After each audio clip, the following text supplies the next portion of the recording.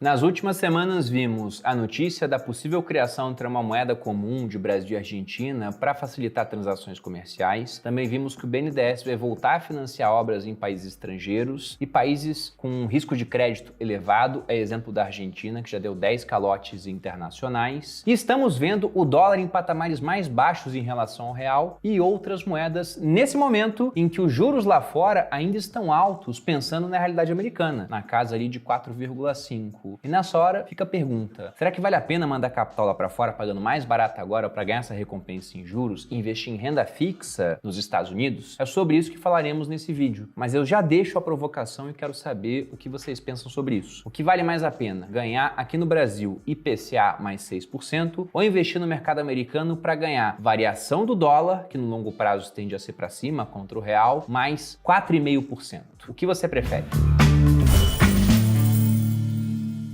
E aí pessoal do Você Mais Rico, aqui quem fala é Bruno Perini, criador do canal. E antes de entrar no assunto do vídeo, eu quero lembrar a todos que a turma 20 do Viver de Renda vai abrir no dia 13 de fevereiro. Inclusive você pode acumular pontos na Tuto, uma startup de gamificação, respondendo perguntas sobre este vídeo, que poderão ser trocados por até R$1.000 de desconto no Viver de Renda. Lembrando que dentro do Viver de Renda, nos 7 módulos que abordamos ao longo de 12 semanas, nós temos um módulo específico sobre investimento no exterior de maneira direta. Então abrindo conta em corretora, mandando dinheiro para o exterior, comprando seus ativos e formando uma carteira diversificada. Para quem quer aprender mais sobre isso, mas também investimento aqui no país, Bitcoin, previdência privada, sucessão patrimonial, sobre empreendedorismo com foco no digital, nós temos tudo isso no VR. Para quem quiser mais informações, também há um link aqui na descrição onde você pode fazer o seu pré-cadastro. E agora, entrando no assunto do vídeo, era quase uma heresia você falar em renda fixa no mercado americano até bem pouco tempo atrás, porque lá fora você teve juros em zero ou muito próximos de zero durante anos. Só que com a inflação crescente que nós tivemos após a pandemia, fruto de uma grande emissão de moeda junto com o fechamento das economias, nós vimos a inflação batendo patamares altíssimos, os mais altos do mercado americano dentro dos últimos 40 anos. E para conter essa inflação alta, o Fed, o Banco Central Americano, teve que elevar a Fed Funds Rate, que seria o equivalente à nossa taxa Selic, que saiu do patamar de 0 até 0,25, ela fica dentro de uma banda lá fora, até 4,25, 4,5 atualmente, o que é a maior taxa de juros nos Estados Unidos desde antes da crise do subprime, em 2008. Em 2007 você tinha essa taxa. Durante a crise elas começaram a cair, só que essa taxa tem expectativa de ficar ainda maior, subindo até um patamar que hoje se estima na casa dos 5%. O que acaba abrindo uma bela oportunidade para quem deseja investir lá fora em renda fixa, porque acha, por exemplo, que, poxa, renda variável tem muita volatilidade, eu prefiro ficar de fora. Então, para o investidor conservador, essa é a melhor janela num período dos últimos 15 anos para se investir em renda fixa no mercado americano. E lógico que aqui no Brasil a gente também vive um ótimo momento para investir em renda fixa. Nesse momento, se nós não somos o país com a maior taxa de juros real do mundo, estamos ali nas cabeças, com uma Selic em 13,75 e uma inflação que nos últimos 12 meses ficou abaixo de 6%. Então fica aquele questionamento, será que vale a pena, neste momento tão interessante para renda fixa aqui no Brasil, eu mandar capital para investir em renda fixa lá fora? E na minha opinião, vale a pena, por alguns motivos. O primeiro deles, eu diria que é até uma questão de sobrevivência, de você ter parte do seu capital alocado em outros países para se alguma coisa muito negativa acontecer aqui no Brasil, e eu espero que isso não venha acontecer, mas pelo menos você tem um bote salva-vidas em outro local para poder chegar no país e reiniciar a sua vida, caso seja necessário. Investir em mercados estrangeiros, para mim, tem muito a ver com essa parte. Até porque se você pensa no mercado americano, né, que é um mercado com retorno espetacular ao longo do tempo, exemplo em livros, e olha lá a trajetória do Warren Buffett, se você tentar achar o Warren Buffett de cada país, e em muitos você não consegue porque o mercado daquele país sofreu algum evento, vamos colocar assim, cataclísmico. Onde é que está o Warren Buffett, por exemplo, do mercado russo? Não tem, porque ao longo do século XX, até 91, a Rússia era a União Soviética, então não tinha mercado. Cadê o Warren Buffett da Venezuela? Também não tem, porque lá eles também passaram por uma crise por um governo socialista. Cadê o Warren Buffett da Argentina? Vai ser difícil você achar um cara num país que sofre com uma inflação no nível da Argentina. Aqui no Brasil nós temos exemplos de investidores muito bem-sucedidos, mas são poucos comparados ao mercado americano. Então, eu sempre gosto de ter um bote salva-vidas em outro país. Esse é o primeiro ponto. Só ele, para mim, já seria suficiente para te levar a investir lá fora, mas há vários outros. Pensando em renda fixa, por exemplo, o que há de mais seguro aqui no país são os títulos públicos, que a pessoa física acessa através do programa Tesouro Direto. Mas se você olha em âmbito internacional, os títulos públicos do Brasil são um junk bond, ou seja, um título que não é tão confiável assim, porque somos um país emergente com um problema crônico de gastar mais do que se arrecada. Lá fora, nos Estados Unidos, você tem acesso a títulos públicos americanos que são o investimento mais seguro do mundo, porque afinal de contas, para que eles vão dar um calote se eles são os donos da máquina de imprimir o dólar? E mostraram que de tempos em tempos eles podem usar essa máquina ao seu bel prazer, né? Imprimindo muita moeda para pagar suas despesas. Evidentemente enfrentando consequências, mas muito menores do que outros países enfrentam, já que há muita demanda por dólares no mundo. O segundo ponto é a questão da rentabilidade. Você até pode ter taxas de juros menores, mas são taxas de juros em dólar, uma moeda mais forte do que o real. Historicamente muito mais forte, e lógico que você não pode olhar para o passado achando que ele vai projetar aquilo que vai acontecer no futuro. Mas pensando no dólar, que existe desde a independência americana, na verdade, até antes disso, porque era uma moeda que simplesmente era um peso em prata e foi adotado pelos americanos como sua moeda oficial, embora já existisse antes. O dólar, ele continua sendo basicamente o mesmo, sem corte de zeros, sem alterar o seu nome,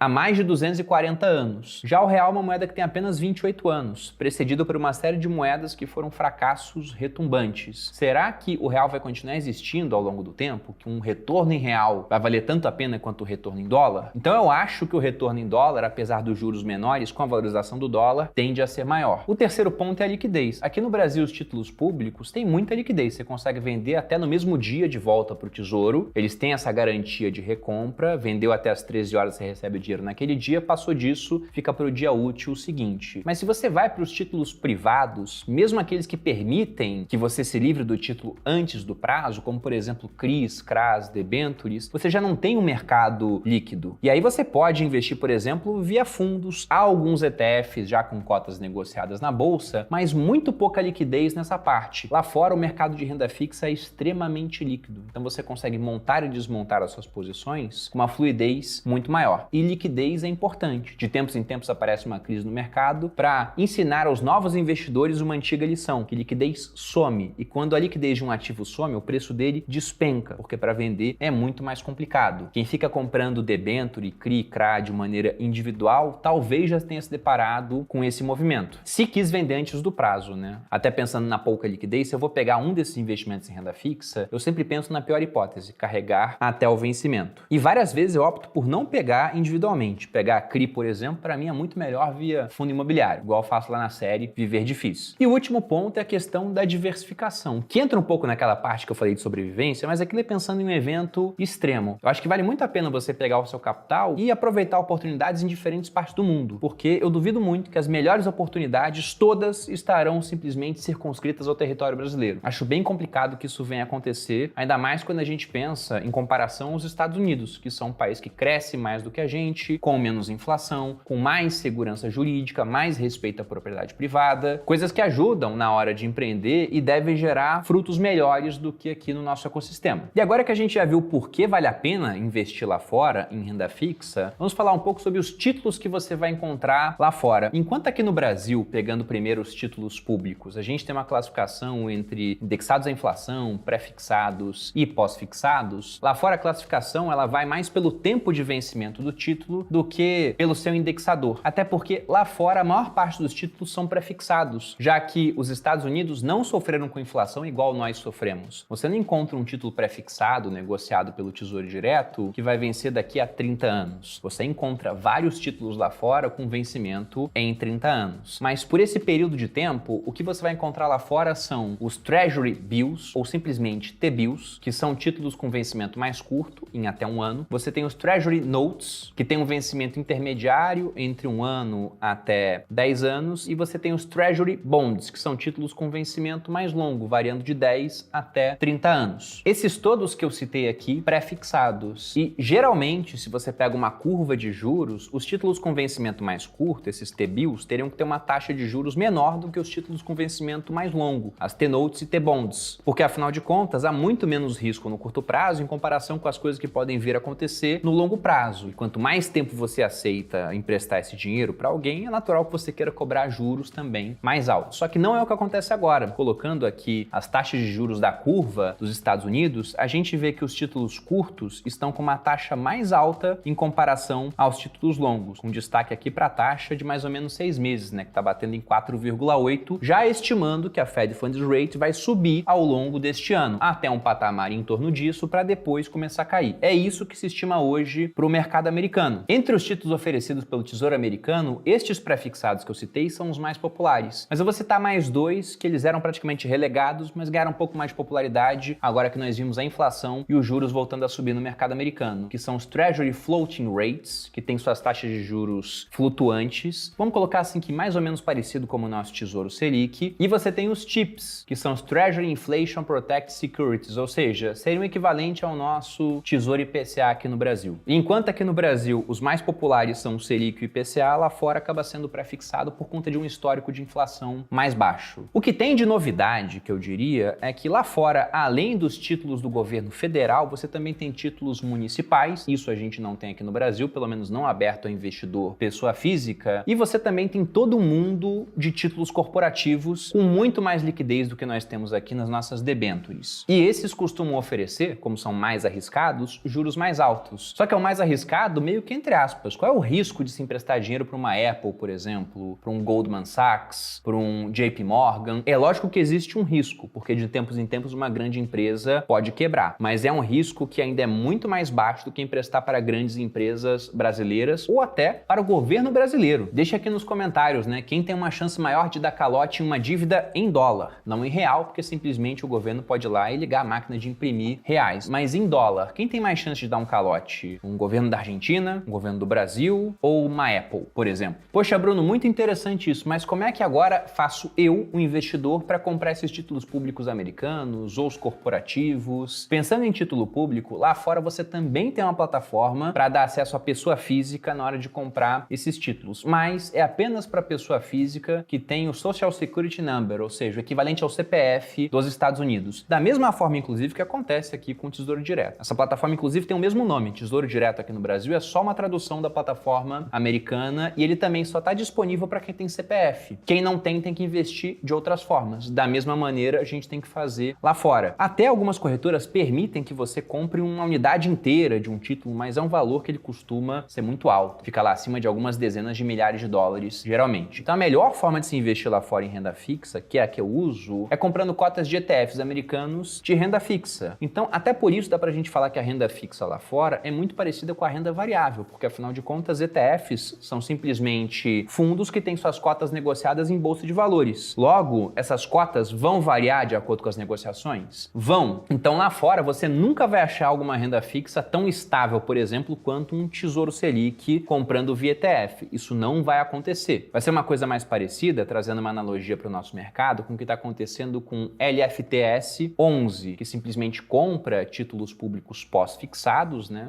Que seria o Tesouro Selic, mas que pode variar de acordo com as negociações que estão acontecendo em bolsa. Mas não consegue variar muito, porque se ele cai demais, por exemplo, totalmente descolado do comportamento que a gente tem em um título público pós-fixado, alguém vai querer arbitrar esse negócio. Também tem um formador de mercado, então o preço ele vai ficar oscilando numa banda mais estreita. A mesma coisa tende a acontecer com os títulos públicos lá fora de curto prazo. Os títulos de longo prazo, aí sim você vai ter muito mais variação por conta de marcação a mercado, da mesma forma que acontece aqui. Inclusive, se você pegar os ETFs com títulos de prazo mais longo, a gente vai ver isso quando eu compartilhar a tela, nós veremos que no ano passado eles tiveram um ano horrível. Por quê? Porque a Fed Funds Rate saiu de 0 e 0,25 dessa banda para 4,25, 4,5. Então eles foram afetados por marcação a mercado. E agora que a gente já falou da parte geral, vamos olhar a parte específica, vendo alguns ETFs que têm esses títulos com prazo mais curto, médio, mais longo, com alguns títulos corporativos, para a gente olhar o comportamento. Então o primeiro que eu vou olhar aqui, eu vou partir dos com vencimento mais curto até os vencimentos mais longos, é o Bill, que é um ETF que vai carregar as Treasury Bills que vencem entre 1 e 3 meses. E aí repare que o ETF em si, ele nunca vai ter um vencimento, né? Simplesmente as Treasuries vão vencendo e eles vão comprando outras dentro do critério que ele usa. E lá fora também é uma diferença dos ETFs em relação à indústria nacional. Eles pagam dividendos. Então se a gente olha aqui o Bill, o yield dele nos últimos 12 meses está em 1,35. Se a gente olha o comportamento do ETF no prazo máximo da sua existência, voltando lá a 2007, vê que ele é praticamente uma reta. O preço dele quase não oscila, fica oscilando na casa dos centavos. Porque ele fica distribuindo o que ele ganha como dividendo. Se eu olho aqui dentro de um ano, a gente já vê mais oscilação. O preço sobe, ele paga dividendo, cai. Sobe, paga dividendo, cai. Sobe, paga dividendo, cai. A taxa de juros sobe mais, ele paga um dividendo maior e depois ele vai cair. Então ele fica tendo esse comportamento. É um ETF, por exemplo, interessante para um dinheiro de curto prazo que você está esperando para alocar em renda variável ou quer ir alocando aos poucos para não comprar tudo de uma vez. Então você pode utilizar para isso. E agora está mais atrativo porque a Fed Funds Rate está mais alta. A gente tem um outro aqui também que é de curto prazo, que é o SHV. Repare que ambos os ETFs são bem grandes. Se a gente volta à tela aqui, o Bill tem 26 bilhões de dólares, né, de valor de mercado e o SHV tem 20 bilhões. O SHV está pagando um yield de 1,39 e a diferença dele para o Bill é que ele vai ter um pouco mais de oscilação porque ele pega treasuries que têm um vencimento de até um ano. Então esses, mesmo sendo muito curtos, não vão ter tanta oscilação assim, mas oscilam mais, logicamente, do que aqueles que vão vencer em no máximo 3 meses. Alongando mais os prazos, a gente tem aqui o SHY,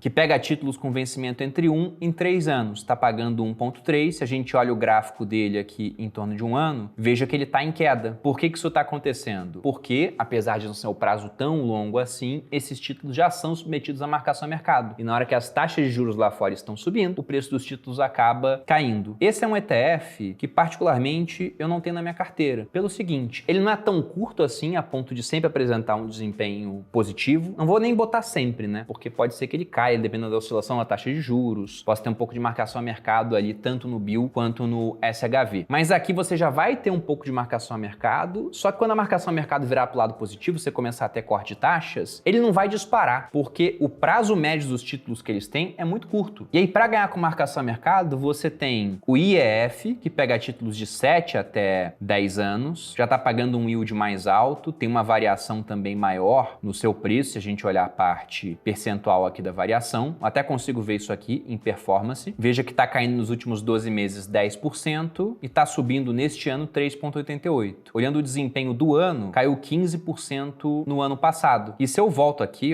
para achar os períodos de queda, desde a existência desse ETF, a gente encontra aqui em 2009, 6% de queda, em 2013, 6% de queda. Os anos de queda foram sucedidos por anos com uma grande apreciação. Então, será que isso vai voltar a acontecer aqui nesse ano? Muito se fala sobre uma recessão na economia americana. O que um banco central faz na hora que nós temos uma recessão, a economia desacelerando e, por conta disso, a inflação deixando de ser um problema? Ele corta a taxa de juros. Se os juros vão cair naquele momento, o preço dos títulos tende a subir. Então, se passarmos neste ano por um corte de juros, a gente deve ter um bom horizonte para esse título com prazos mais longos. Se as taxas continuarem subindo, aí os títulos que estão dentro desse ETF, né, o ETF em si, vai sofrer mais. E por um prazo ainda mais longo tem o TLT, que vai pegar títulos com prazos superiores a 20 anos. Ele paga um yield mais alto, 2,68 hoje. Se a gente olha a performance dele também, nos últimos 12 meses caindo 22%, subindo 8% esse ano, com essa expectativa de uma inflação mais baixa lá. E em 2022 caindo 31%. Vou voltar aqui até o começo desse ETF para ver se teve algum ano tão negativo assim. Não teve. Fora 2022, o pior foi 2009, com essa queda de 21%. E depois de 2009 você teve 9% em 2010, 33% em 2011. Então 2 anos de uma forte subida. Será que teremos um repeteco disso agora? Pensando que as taxas de juros podem cair, sim. Então eu inclusive acho que está mais fácil de ganhar com marcação a mercado no mercado americano do que no mercado brasileiro, onde a estimativa é que a gente vai ter juros mais altos por mais tempo. E saindo dos títulos públicos para os privados, eu vou mostrar 2 ETFs aqui. A gente tem um LQD, que é um ETF que ele tem dívidas de empresas com um alto grau de segurança, são empresas high grade. Se a gente vê aqui na Holdings, por exemplo, que mostra o que eles têm no portfólio, a gente vai baixando para as 10 maiores posições, que inclusive são só 3% do portfólio total de ativos que o ETF tem, e a gente vê aqui uma BlackRock, a gente vê uma CVS, um Goldman Sachs. Olha só a taxa que nós temos aqui nessa, acho que eu posso colocar como uma debenture do Goldman Sachs, ou pode ser uma ação preferencial também, que as preferenciais lá fora são diferentes do mercado brasileiro, mas é uma taxa de 6,75.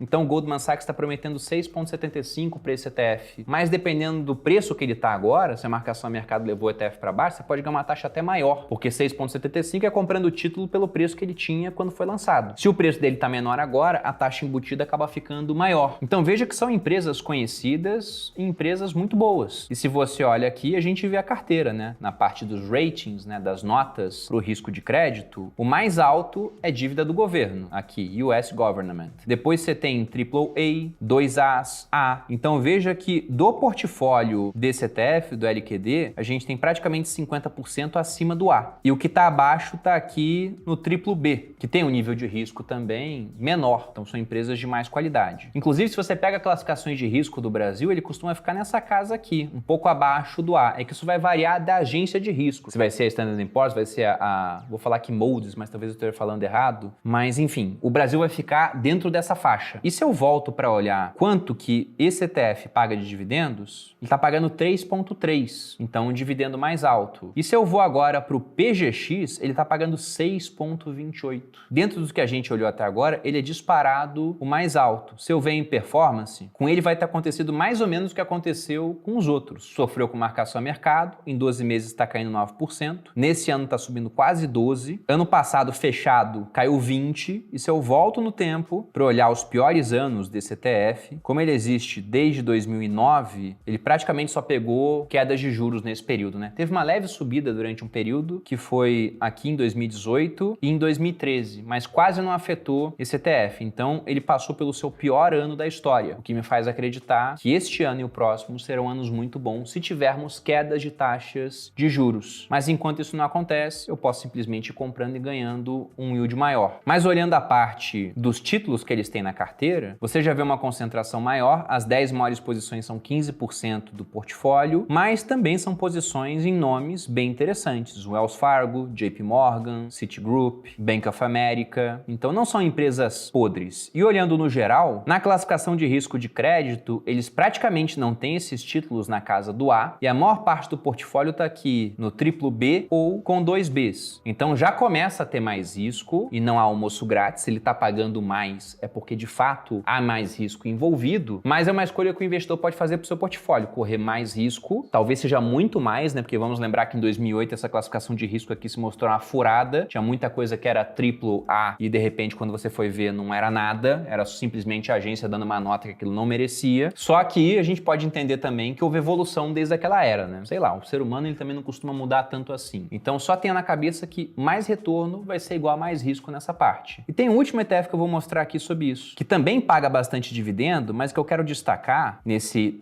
HIEAM é a parte das holdings, o que ele está segurando. Se você olha aqui nas 10 maiores posições, já são empresas que algumas até são conhecidas, mas várias que a gente não conhece. E se você olha na classificação de risco de crédito, tá tudo aqui abaixo do BBB. Então não tem nenhum com uma classificação de crédito mais alta. Tem 1% aqui em AAA, mas todo o restante tá do duplo B para baixo. Então veja que você tem títulos que são mais arriscados para praticamente o mesmo pagamento de dividendos de um PGX que tem uma classificação de risco melhor. E o LQD é uma classificação bem melhor e por isso paga menos. E para encerrar, eu vou mostrar aqui também um ETF que acompanha a parte das mortgages, das hipotecas americanas, e um REIT que faz a mesma coisa. O ETF é esse, SPMB, tá pagando quase 3% de yield. Se você vai olhar aqui na parte de holdings, é tudo AAA e com uma diversificação boa do portfólio. São empresas que a gente não conhece muito bem, eu não conheço nenhuma delas, por exemplo, mas com alto grau de classificação de risco. Lembrando que em 2008 você teve muita coisa com alto grau de classificação de risco que quebrou. E você tem um que faz jus ao que a gente pensa da crise de 2008, que é esse REIT aqui. E eu coloquei esse aqui, que é um REIT, nessa parte que eu tô falando de renda fixa, porque aqui no Brasil você tem uma situação semelhante também. Você pega vários fundos imobiliários que investem em CRI, os fundos de papel, eles são fundos de renda fixa que são negociados com essas cotas em bolsa de valores e que não sofrem cobrança do Come Cotas por conta disso. Mas é um fundo de renda fixa, com lastro em atividades imobiliárias. Esse REIT aqui é praticamente a mesma coisa. Você tem um yield colossal de 13,1 e se você tem todo esse pagamento de dividendos, pode esperar que você também tem muito risco embutido. Se eu venho aqui na parte do holdings, eu nem consigo avaliar, porque ele coloca tudo como real estate. Então você tem aqui 10 empresas que são 63% do portfólio. Essas empresas trabalham com a parte de hipoteca, então você não tem aqui a hipoteca dentro. Pelo que eu entendi, são participações em empresas. Aqui você tem algumas informações, está praticamente negociando pelo seu valor patrimonial e sofrendo por conta do aumento dos juros, né? Se a gente olha o ano de 2022, caiu 26%.